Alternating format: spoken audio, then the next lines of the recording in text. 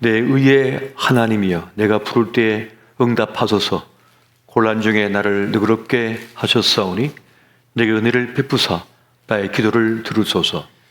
인생들아 어느 때까지 나의 영광을 바꾸어 욕되게 하며 헛된 일을 좋아하고 거짓을 구하려는가. 여호와께서 자기를 위하여 경건한 자를 택하신 줄을 너희가 알지어다. 내가 그를 부를 때에 여호와께서 들으시로다. 너희는 떨며 범죄하지 말지어다. 자리에 누워 신중에 말하고 잠잠할지어다. 의의 제사를 드리고 여호와를 의지할지어다. 여러 사람의 말이 우리에게 선을 보일 자 누구뇨 하오니 여호와여 주의 얼굴을 들어 우리에게 비추소서. 주께서 내 마음에 두신 기쁨은 그들의 곡식과 새 포도주가 풍성할 때보다 더하니이다. 내가 평안히 눕고 자기도 하리니 나를 안전히 살게 하신 이는 오직 여호와이시니이다. 아멘. 아멘. 오늘은 시편의 노래 네 번째 시간으로 막다른 골목에서 드리는 기도란 제목으로 함께 말씀의 은혜를 나누고자 합니다. 살다 보면 막다른 골목에 이런 듯 내일이 보이지 않을 때가 있습니다. 열심히 살았고 또 정말 최선을 다해 살았지만 길이 잘 열려지지 않을 때가 있습니다. 지금 그러한 형편 속에 처한 분들이 많이 계실 겁니다. 그런 분들에게 오늘 이 말씀은 매우 중요한 하나님의 메시지, 또 중요한 가르침이 될 것 같습니다. 오늘 시편 4편은 공경에 빠진 한 사람의 모습을 보여주고 있는데요. 표준 세번역의 성경에 보게 되면 이 시인의 처지를 막다른 골목이라고 표현하고 있는 것을 보게 됩니다. 그러면 막다른 골목으로 몰아넣은 이들은 누구인가 라고 하면 2절에 보면 인생들아 라고 말씀하고 있습니다. 그 인생들에 의한 것이란 거죠.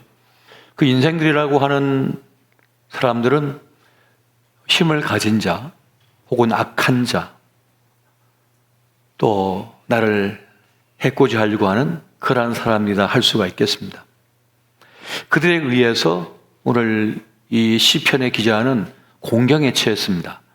막다른 길목에 다다르게 된 것입니다. 막다른 골목은 사면초가인 거죠. 어디를 둘러봐도 헤쳐나갈 길이 보이지 않는 바로 그 절박한 상황을 말하는 것입니다. 하나님이 계신데 왜 나에게 이러한 일이 닥쳤는가? 왜 일이 풀어지지가 않는가? 하는 그런 마음 속에서 서운한 마음도 들고 또 실망도 하게 되고 두렵기도 하고 또 정신적 공황 상태에 이르기도 하고 잠을 이루지 못하는 그런 상황에 빠져드는 겁니다. 그런데 오늘 이 시편 기자는 바로 그러한 위기 속에서 하나님의 얼굴을 구하며 기도의 자리로 나아가는 그 모습을 보여주고 있습니다. 도무지 어떤 것도 기대할 수 없는 그 상황 속에 우리가 해야 할 가장 중요한 일은 무엇인가 하면 하나님의 얼굴을 구하며 기도의 자리로 들어가는 것이라고 말씀하고 있는 겁니다. 야곱은 야복나루에서 공경에 처합니다. 진퇴양난입니다. 어찌할 수가 없는 그 자리에서 그 기도하는 가운데 하나님의 사자를 만났던 것을 우리가 보게 됩니다. 그러니까 그 위경의 시간은 하나님을 만날 기회가 되는 거죠. 중요한 자리가 되는 겁니다. 사드락과 메삭과 아벳느고도 그 풀불의 위기 속에서 하나님을 만나고 또 다니엘도 사자굴에 던져졌을 때 하나님을 만나는 그런 기적을 경험했던 것을 보게 됩니다. 오늘 말씀 보면 이 시편 기자에게는 한 가지 확신이 있습니다. 그것은 기도에 대한 확신인데요. 오늘 1절 말씀 보면 이렇게 말씀합니다. 내 의의 하나님이여 내가 부를 때 응답하소서. 곤란 중에 나를 너그럽게 하셨사오니 내게 은혜를 베푸사 나의 기도를 들어소서라고 기도합니다. 그리고 3절에 가면은 여호와께서 자기를 위하여 경건한 자를 택하신 줄 너희가 알지어다. 내가 그를 부를 때에 여호와께서 들으시리로다 라고 말씀합니다. 그 사람들에게, 악한 이들에게 그가 외치기를 여호와께서 내 기도를 들으신다 라고 하는 그런 장담을 하고 있는 거죠. 확신을 가지고 말씀하고 있습니다. 그러한 가운데 그의 마음속에, 심령 속에 평안이 찾아들었다는 것을 말씀해 주고 있습니다. 우리가 기도에 들어가면, 그 위경 속에서 기도에 들어가면 주님께서 하신 일이 있습니다. 그 은혜는 무엇인가 하면 주님께서 우리의 생각과 마음을 지켜주신다고 하는 놀라운 사실입니다. 빌립보서 4장 6절과 7절 말씀에 보면 이런 말씀이 있습니다. 아무것도 염려하지 말고 다만 모든 일에 기도와 간구로 너희 구할 것을 감사함으로 하나님께 아뢰라. 그리하면 모든 지각에 뛰어난 하나님의 평강이 그리스도 예수 안에서 너희 마음과 생각을 지키시리라. 하고 많은 것 중에 왜 마음과 생각을 지킵니까? 그걸 지키지 못하면 무너지기 때문에 그렇습니다. 마음이 무너지고 생각이 무너지면 그 사람은 다 무너진 거예요. 사지 멀쩡해도 무너진 것입니다. 사실 사람들은요, 대부분 그가 당한 그 어려운 문제나 상황이 문제가 되는 것이 아니라 멘탈이 무너졌기 때문에 문제가 됩니다. 그의 마음이 무너져 버린 거예요. 이것이 문제가 되는 거예요. 그런데 우리가 하나님 앞에 나아가 기도하러 들어가면 그 기도 속에서 주님께서 우리의 마음과 생각을 지키는 것을 경험하게 됩니다. 잠자리에 누워도 온갖 생각으로 그냥 꼼짝 못해서 질질 끌려다니는 분들이 계셔요. 그 무게에 꽉 눌려가지고 숨 한 번 제대로 못 쉬는 분들이 있습니다. 어떤 분은 대문 밖을 못 나가요. 너무 짓눌려가지고 정신을 차릴 수가 없는 상황에 빠지는 거죠. 그리고 마음이 너무 아프면요, 몸살이 납니다. 몸 이것저것이 다 아파요. 그래서 어떤 판단을 할 수가 없어요. 너무 어떤 문제에 짓눌려 버리면 말이죠. 그래서 육체보다 먼저 무너지는 게 뭐냐? 우리의 정신입니다. 우리의 심령, 마음이 무너져 버리는 거예요. 그래서 마음을 지키는 일이 어디 있냐? 기도에 있는 겁니다. 오늘 시편 기자는 그래서 기도에 들어가 버린 거예요. 그 원수들을 묵상하는 게 아닙니다. 그가 지금 막다른 골몽에 처했다고 하여 그 문제만 묵상하는 게 아닙니다. 그가 먼저 한 일은 하나님 앞에 엎드리는 그 기도의 자리였던 것이에요. 물론 우리가 기도한다고 해서 주님께서 우리가 기도한 대로 100%다 이루어주시지 않습니다. 100%다 이루어주지 않으셔요. 그리고 기적과 같은 결과가 늘 내 앞에 당도하는 것도 아닙니다. 단지 기도하면 말씀대로 살아갈 힘을 주님께서 우리에게 부어주시는 거예요. 그리고 기도하면 하나님께서 주시는 생각으로, 주시는 마음으로 살아가는 그런 은혜를 경험하게 되는 것입니다. 힘들어도 살아갈 용기를 주시는 거예요. 그리고 힘들어도 역경 속에 있다 할지라도 하나님의 법을 지키며 사는 그런 담대함을 주십니다. 그래서 범죄하지 않고 엉뚱한 길로 가지 않는 거예요. 근데 대부분은 어떤 위경에 처하게 되면 엉뚱한 일 행동을 해버려요. 엉뚱한 마음을 먹어버려요. 엉뚱한 말을 해버려요. 그래서 문제를 더 크게 만들 때가 참 많은 것입니다. 우리가 정말 두려워할 것은 그 문제가 아닙니다. 정말 두려워해야 할 것은 무엇인가 하면 나 자신을 자꾸 바라보는 거예요. 기도하지 않으면 나 자신을 자꾸만 바라보게 됩니다. 나의 처지를 비관하게 됩니다. 내 처지를 한탄하게 됩니다. 나를 계속 묵상하니까요. 왜 이 꼴이 됐을까? 왜 이런 위기에 내가 봉착했을까? 내가 뭐 잘못한 것이 있나? 억울한 마음도 들고. 기도하지 않으면 문제에 묶여버리는 거예요. 문제에 짓눌려버리는 거예요. 그런데 기도하면 기도할수록 하나님을 바라보게 됩니다. 하나님을 향하게 되는 거예요. 그래서 그 문제에 짓눌리지 않고 발목 잡히지 않고 그게 무너지지 않는 사람이 되는 것입니다. 그러니까 시선이 내 자신과 문제에서 하나님을 향하게 돼요. 시선이 바뀌어져 버리는 거죠. 그래서 견딜 수가 있는 겁니다. 버틸 수가 있는 거예요. 버틸 수가 있는 거예요. 사실 우리가 살면서 인간은 얼마나 강한지 전쟁의 잿더미에서 살아남거든요. 그런 강한 사람이 말 한마디에도 무너져 버리는 사람이 있습니다. 집에 아직 가진 게 많거든요. 처자식도 있거든요. 아직 나이도 젊거든요. 아직도 가능성이 많거든요. 그런데도 말을 몇 마디에 무너지기도 해요. 마음을 다스리지 못하니까요. 그런 일들이 너무 많습니다, 사실. 그런데 전쟁터에 잿더미가 되고 혹은 오토바이 타다가 사고로 정신 차려 보니까 자기 한쪽 팔이 떨어져 나가 없어요. 그런데 자기 팔 쥐어 잡고 여기를 지혈하면서 살려달라고 뛰쳐나와가지고 가는 차 세워가지고 그 차 타고 병원 가서 그 팔은 살리지 못했지만 나중에 여성 보디빌더가 돼가지고 모델이 되고 많은 사람에게 도전을 주는 그런 위대한 삶을 사는 한 여성도 있습니다. 얼마 전 TV에 나와서 인터뷰도 하더라고요. 그런 사람도 있는 거예요. 그러니까 완전히 다른 거예요, 상황이. 똑같은 상황이라도 대처하는 게 전혀 다른 겁니다. 그래서 기도하게 되면 내 마음을 지키게 되고 나를 살려내게 되는 것입니다. 그래서 오늘 시편 기자는 우리에게 기도하는 모습을 보여주고 있는 거예요. 기도하게 되면은 그 문제로부터 자유로워지고 나 자신부터 자유로워지고 하나님을 기대하게 되는 것입니다. 이것이 시편 기자를 살려내는 길이었습니다. 이것이 믿는 자와 믿음 없는 자의 차이인 거예요.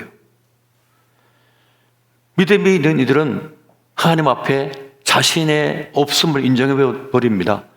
나의 약함을 인정해 버립니다. 주님, 저는 연약합니다. 저는 부족합니다. 저는 아무것도 아닙니다. 저는 티끌과 같은 인생입니다. 그렇게 자신을 오픈해 버려요. 당당해요. 그럼에도 불구하고. 이것이 하나님 믿는 사람의 모습입니다.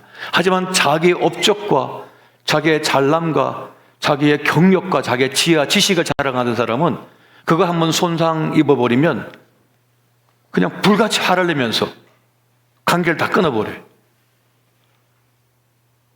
동굴 속으로 들어가 버려요. 자기를 보호하기 위해서.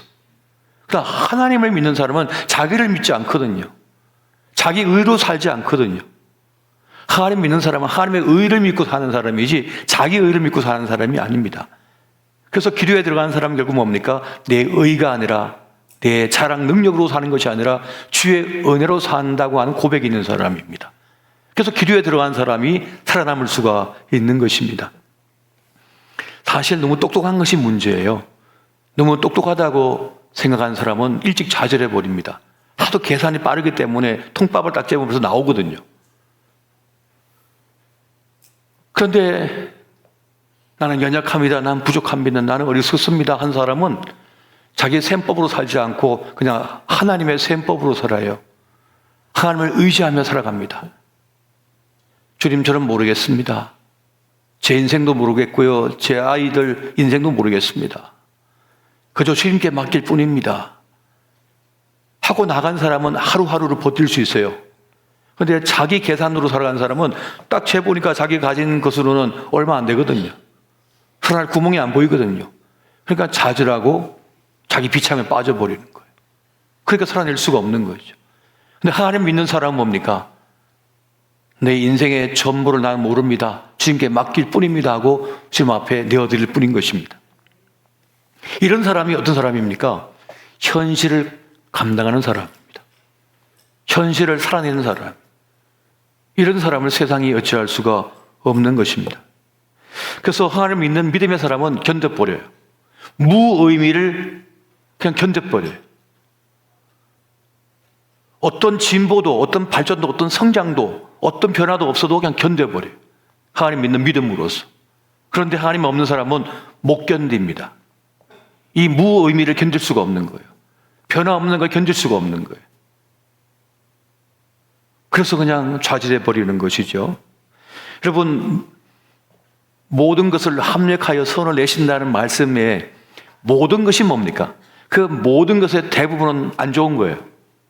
근데 그 안 좋은 대부분의 것을 가지고 최종적으로 선을 만들어 내신다 하는 그 하나님을 우리는 믿잖아요. 그래서 악이라도 선으로 바꾸실 것을, 그 하나님의 섭리하심을 믿는 사람들이 우리 아닙니까? 그래서 이를 해도 좋고 저를 해도 좋습니다. 주님 안에서 일어난 일이라면, 주의 뜻이라면 다 내가 수용하겠습니다 하고 나아간 사람을 이길 길이 없는 겁니다. 세상이. 여러분, 위기는 하나님의 기회가 됨을 믿으시기 바랍니다. 세상의 사람들에게는 위기가 절망이지만은 하나님의 사람에게는 위기가 기회예요. 위기가 판도를 바꿀 수 있거든요. 위기가 없던 길을 만들어내거든요. 위기가 없던 재물을 만나게 만들고요. 위기가 없던 사람을 만나게 만들어버립니다. 이것이 위기인 것이에요.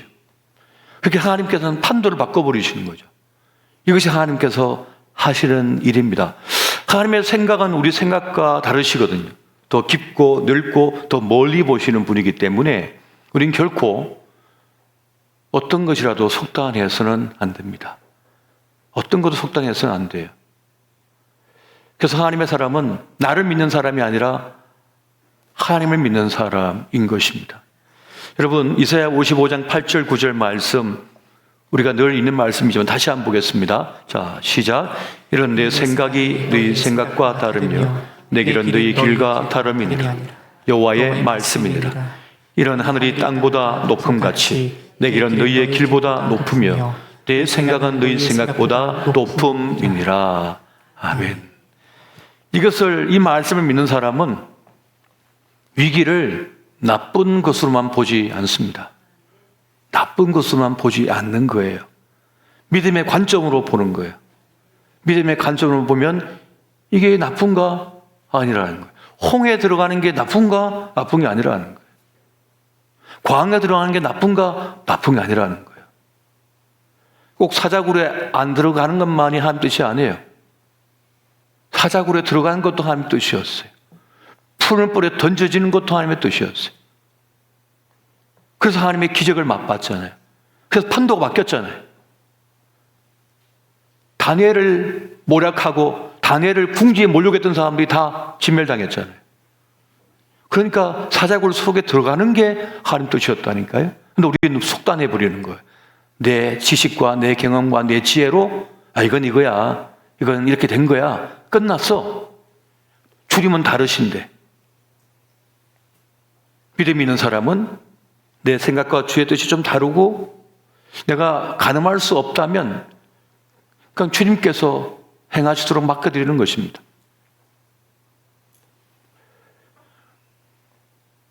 바울이 원래 꿈꾸던 길이 있었고 이 방향이 맞다라고 생각했을 때 성령께서 막으셨잖아요.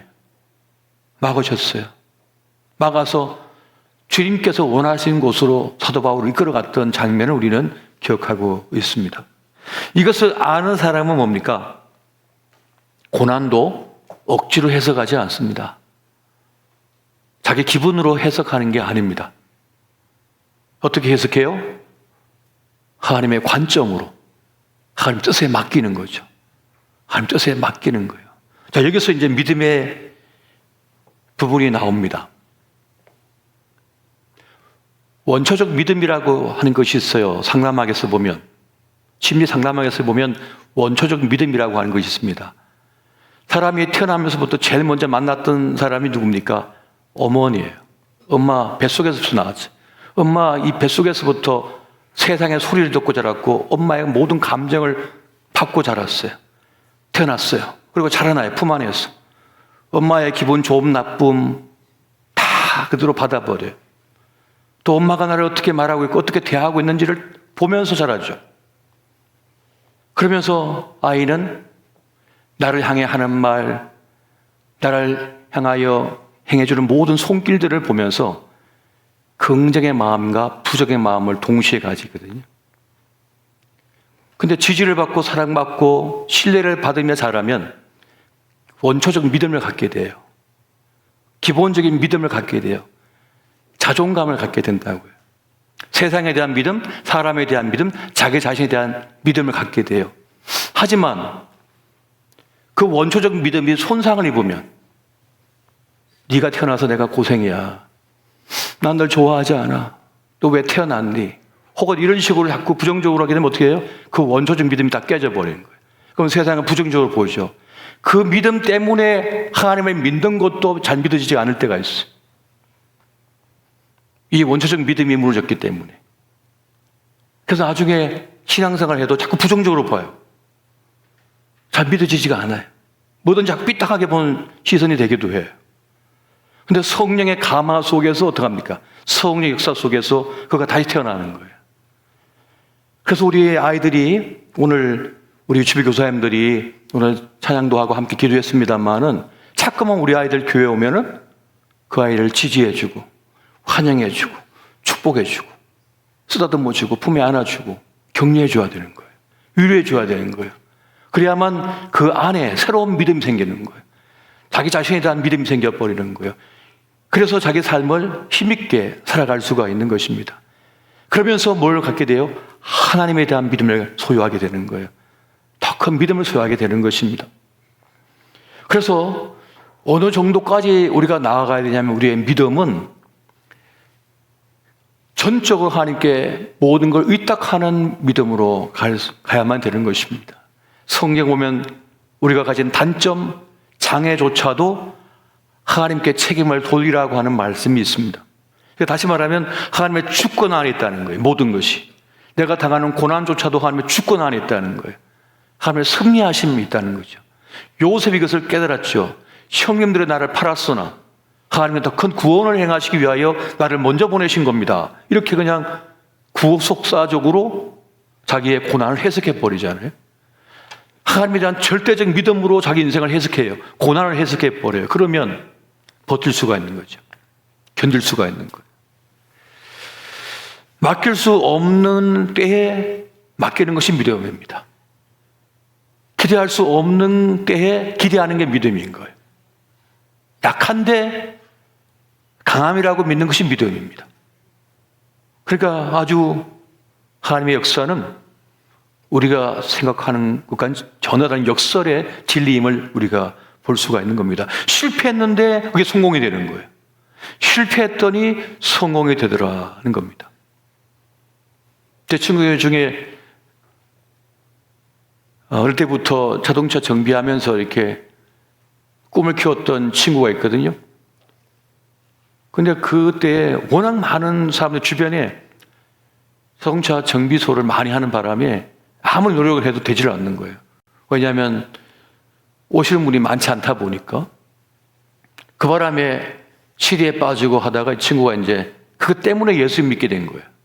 그것 때문에 예수 믿게 돼가지고 지금은 집사님이 되셨는데 제가 산소 때문에 이제 시골에 들어가 보면 꼭 그 친구 집을 지나쳐 가야 되거든요.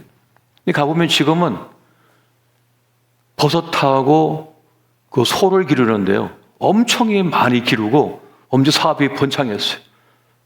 그 저한테 이제 사장이라고 뭐 이렇게 보내주고 막 그렇게 해요. 그러니까 이게 안 망했으면 그걸로 안 갔거든요. 완전 쫄딱 망해서 다행히 그쪽으로 갔지 만약에 어설프게 망했으면 계속 그러고 있을 거예요. 계속 한탄하면서 살고 있을 거예요. 세상 원망하면서. 이게 완전 쫄딱 망하니까 다른 길이 열려져 버렸어요. 그 지점에 이 친구가 예수님을 영접하게 되고 또 교회에 충성하다가 집사님 되고 하는 과정 속에서 믿음도 커지고 교회에 아주 중요한 역할도 하고 그러한 사람으로 완전히 탈바꿈 됐더라고요. 전에는 나보고 교회에 왜 다니냐고 그 10대 때 말이죠. 예수 믿으려면 내 주목을 믿으라 이런 친구였는데 지금은 목사님 하면서 잘 따르고 그래요. 그렇게 사람이 바뀌더란 말이죠. 여러분 오늘 이 말씀을 보면 오늘 이 시편 기자는 아주 중요한 막다른 골목에서 아주 중요한 기도를 올리고 있습니다. 여러분 시편 4편 6절 7절 말씀 같이 보겠습니다. 자, 시작. 여러 사람의 말이 우리에게 선을 보일 자 누구뇨 하오니 여호와여 주의 얼굴을 들어 우리에게 비추소서. 주께서 내 마음에 두신 기쁨은 그들의 곡식과 새 포도주가 풍성할 때보다 더하니이다. 더하니이다. 아멘. 아멘. 주의 얼굴을 나에게 비춰 주소서. 하나님의 얼굴을 구하는 기도를 올리고 있습니다. 하나님 얼굴을 감추지 마소서라고 하는 기도도 있지만 주의 얼굴을 우리에게 비추어 주소서라고 하는 이 기도는 무엇을 뜻하는 것입니까? 하나님의 임재하심, 하나님의 돌보심이 나에게 있게 달라는 그러한 간구가 되고 있는 것입니다. 앞서서 1절 부분에서는 막다른 골목에서 건져내어 달라는 그러한 기도를 올리고 있던 그가 이제 마지막 절에 가서는 평안을 노래하고 있는 그러한 모습을 우리가 보게 되는 것입니다. 상황이 그렇게 확 바뀌지 않았음에도 불구하고 왜 이런 고백을 하고 있습니까? 그 이유는 기도함을 통하여 그의 마음이 달라졌기 때문이었습니다. 견고해졌고 주의 평안이 그를 감싸고 있는 것을 보게 됩니다. 여러분, 주의 평안이 우리에게 임하면 누군가 향한 복수심, 적개심, 원망하는 마음, 미워하는 마음을 이겨낼 수가 있습니다. 그런 마음이 결국 사람을 망쳐버리거든요. 그를 망가뜨려 버리는 것입니다. 미움과 증오가 그를 지배해버리면요, 그 인생이 제대로 될 리가 없어요. 세상은 끝없이 증오를 부추기잖아요. 정치권도 그렇고 이 세상 모두가 그렇습니다. 저 팔레스틴을 보십시오. 증오를 계속 부추기죠. 미움과 증오를 부추기죠. 미움과 증오의 끝은 뭡니까? 그 인생의 전쟁이에요. 공부한 거 아무 소용없습니다. 예뻤던 거 아무 소용없습니다. 아무것도 없어지는 거예요. 예술 많이 했어요? 아무것도 아니에요. 우크라이나를 보십시오. 러시아와. 모든 것이 다 제로 베이스가 되어버리는 거예요. 그리고 한 세대가 가고 또 한 세대가 옵니다. 그 세대는 무슨 죄입니까? 미움과 증오, 복수심, 적개심의 마음을 뺏긴 결과입니다. 우리가 하나님께 기도하고 주님의 얼굴을 구하면 어떻게 됩니까? 그걸 극복할 수 있게 되는 거예요. 그걸 벗어날 수 있게 되는 거예요. 이것이 하나님의 놀라우신 은혜라고 하는 사실입니다. 우리가 성경을 자꾸 묵상하고 이 말씀을 나누고 연구하다 보면 이 하나님 말씀이 진짜 진리라고 하는 것을 무릎을 치면서 깨닫게 돼요. 이 한 구절 한 구절이 진리구나. 이게 생명의 말씀이구나 하는 것을 깨닫게 되는 거예요. 그래서 그 말씀을 통하여 우리가 다시 살아나는 것을 경험하게 되는 것입니다. 여러분, 인생에는요, 살다 보면 오르막길이 있습니다. 내리막길이 있습니다. 그럼 어떻게 해야 됩니까? 믿음의 사람은 하나님께서 나를 높이실 때도 있고 나를 낮추실 때도 있구나. 나를 높이실 때는 높이실 이유가 있는 거구나. 나를 낮추실 때는 낮추실 이유가 있는 거구나 하고 주님께 의탁하는 겁니다. 다윗이 그랬습니다.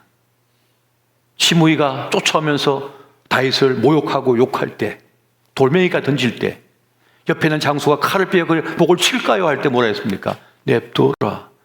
하나님께서 그를 통하여 말씀하시니 그냥 그걸 수용해 버립니다. 아, 내가 욕을 먹을 만 했나 보구나. 욕을 먹어야 되는가 보다 하고 낮아진 것이죠. 여러분, 고난은 고난 극복에만 의미가 있는 것이 아닙니다. 그 가정 속에서 겪는 주시는 은혜가 있는 거예요. 그 가정 속에서 내가 겸손해집니다. 아, 내가 티끌과 같은 존재구나. 난 참 연약한 존재구나.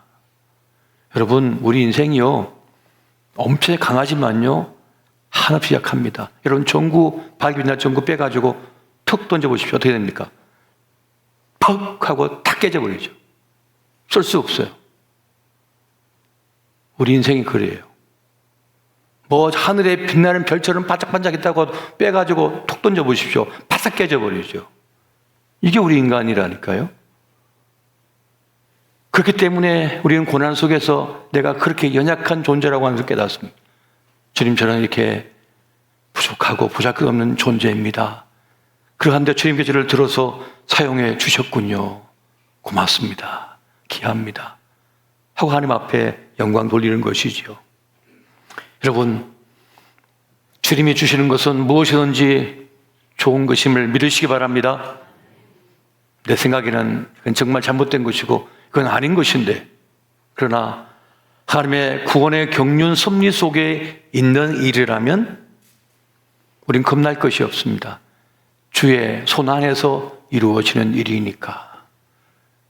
이 지점에서 주님께서 주시는 메시지가 있고 깨닫는 바가 있다는 것을 경험하게 되는 것입니다.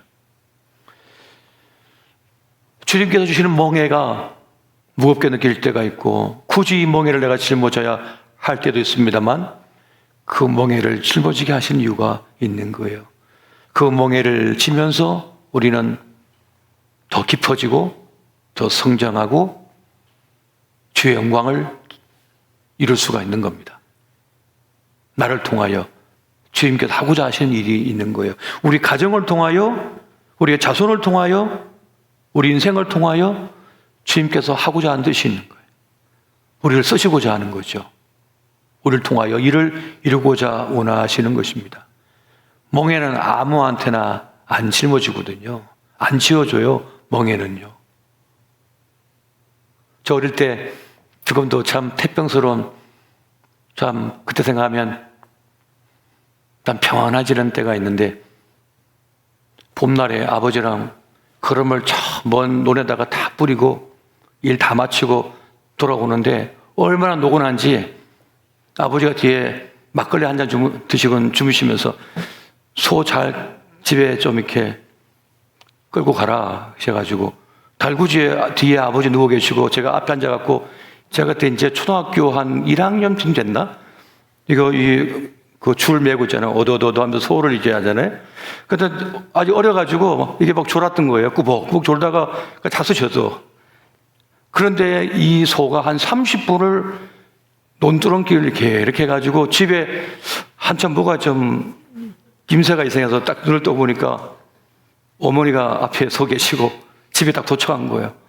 어디에 빠지지도 않고 이 소가 워낙 다니던 길이니까 아무 일 없이 이 두 사람 주인을 모시고 딱 도착했는데, 야, 참 신기하기도 하고 지금 생각해 보면 말이죠. 참 평안했던 그런 기억이 납니다. 그 멍에를 아무 수에게다가 지게 하겠습니까? 믿음직스러우니까 지게 했겠죠. 주님께서 우리에게 멍에를 주실 때에도 맡길만 하니까, 쓸만하시니까 그 멍에를 주신 거예요. 그래서 여러분, 하나님께서 주시는 것이든, 하나님께서 주시는 것이면 어떤 것이든 좋은 것임을 믿으시기 바랍니다. 그렇게 우리는 어떤 형편상황 속에서도 주의 얼굴을 구하는 사람이 되어야 하겠습니다. 여러분, 민수기 6장 25절 26절 말씀 한번 같이 한번 보겠습니다. 시작. 여호와는 그의 얼굴을 내게 비추사 은혜 베푸시기를 원하며, 여호와는 그의 얼굴을 내게로 향하여 드사 평강 주시기를 원하노라 할지니라 하라. 아멘. 주의 얼굴이 우리에게 비춰주시고 우리를 향하실 때 우리는 아무 걱정이 없습니다. 기도는 뭡니까? 그 주님의 얼굴을 우리에게 향하게 하는 거잖아요. 우리가 부르짖을 때 주님은 그 얼굴을 돌려 우리를 향하시거든요. 소경 바디메오가 다윗의 자손 예수여 나를 불쌍히 이기소서 외칠 때 지나가시던 주님께서 멈추시고 고개를 돌려 바디메오에게 오시죠. 그리고 묻습니다. 내가 너에게 무엇을 해주기를 원하느냐. 주의 얼굴을 보여주시는 거죠. 그때 바디메오가 뭐라 했습니까? 제가 보기를 원하나이다. 주님께서는 그를 보게 해주셨잖아요. 기도는 바로 그런 것입니다. 막다른 골목에서 이는 그 기도야말로 진짜 기도요, 주님께서 들으시는 기도가 될 것입니다. 여러분, 그 자리에서 주의 얼굴을 구하시기를 예수 이름으로 축원드립니다.